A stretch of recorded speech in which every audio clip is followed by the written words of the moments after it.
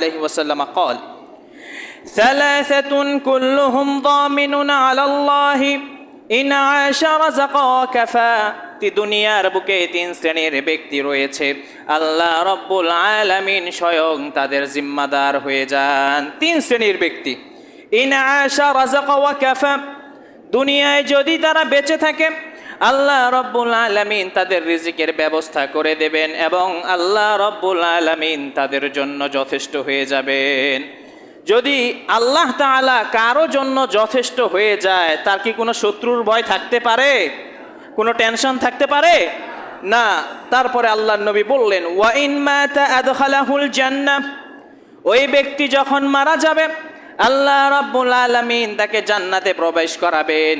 তিন শ্রেণীর মধ্যে এক শ্রেণী হলো মান খারাজা ইলাল মসজিদ ফাহুয়া দামিনুন আলাল্লাহ, যে নিয়মিত মসজিদে এসে 5 ওয়াক্ত সালাত আদায় করে, ওই ব্যক্তিকে আল্লাহ রাব্বুল আলামিন তার মৃত্যুর পর আল্লাহ তাআলা তাকে জান্নাতে প্রবেশ করাবেন।